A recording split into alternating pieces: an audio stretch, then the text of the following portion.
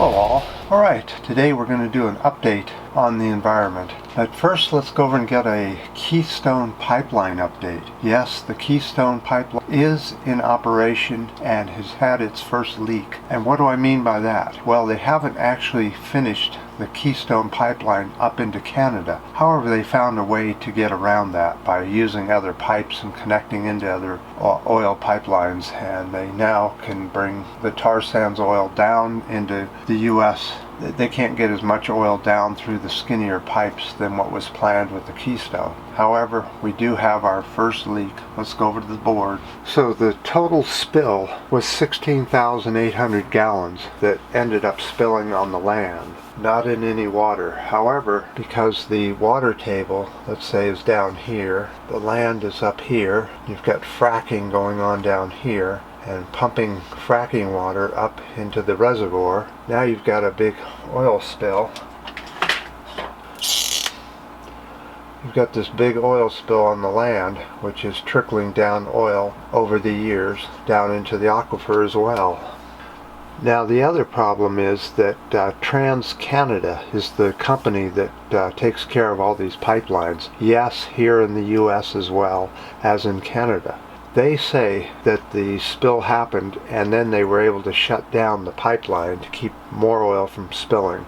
You know, there's a good reason to leave fossil fuels in the ground is because of all the leaks and spills that has occurred with the oil industry over the years. And the long-term effect of oil spills lasts for as long as we've seen. Even the big spills in the past, if you go to those areas, you'll still see oil on beaches or the ground or underneath in the water table. So it's always a good idea to relieve ourselves from fossil fuels.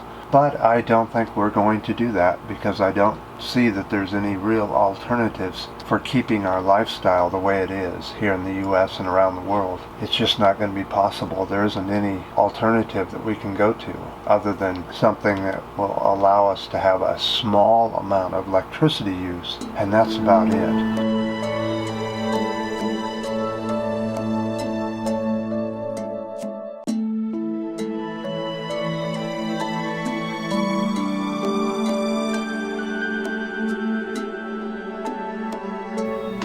So this looks like a very good time to go look at the CO2 count.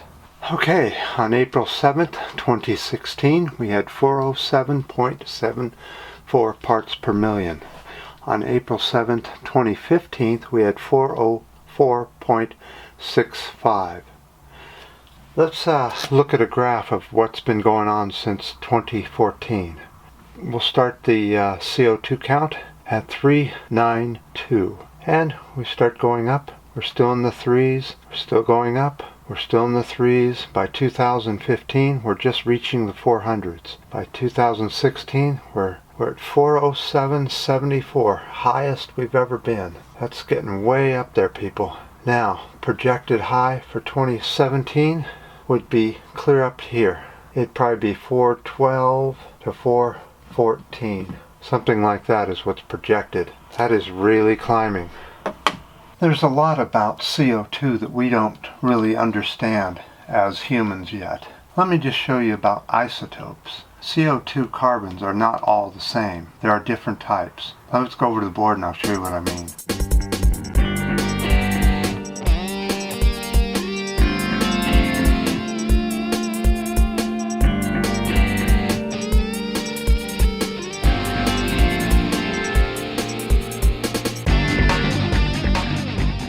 So you might think that all CO2 atoms are the same. Well, CO2 atoms are carbon isotopes. Now, before humans started burning things on the planet, there was only one type of CO2 isotope, and that was carbon-14, the heaviest. So, just, you don't have to remember too much of this. Okay. But then when fossil fuels started to be burned, you had carbon-12 and carbon-13. Carbon-12 is the lightest element, carbon-13 is between the heaviest and the lightest, somewhere in there. Fossil fuels produced 12 and 13 isotopes, what you call the isotope fingerprint. So you can get a sample of atmosphere and you can measure the carbon atoms and see exactly how much fossil fuel versus natural. Now natural carbon is carbon-14.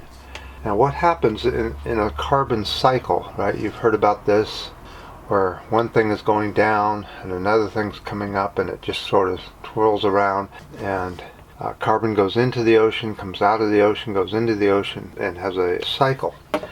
But the problem here is that 12 and 13 don't cycle. They cycle this way.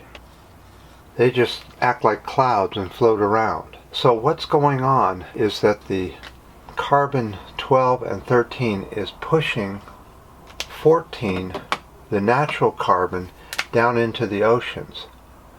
And the oceans are now becoming more acidified, full of carbon 14, because the 12 and the 13 won't go into the oceans. But not only are we changing the ocean, the chemistry of the ocean, but the chemistry of the air, because now we have all these 12 and 13 isotopes floating in the atmosphere and pushing down and getting rid of all the 14. So you just hope that the isotopes that we're breathing now, that are artificially made from burning fossil fuels, will act close enough to carbon-14 so that the health of the planet will continue the same. But if there's enough difference between the three, we may be looking at another biological problem creeping up on us, huh? Just never quits, does it? So the future is going to look interesting. So I appreciate all the comments on the last videos, and the ups and the downs, and the new subscribers. And until next time.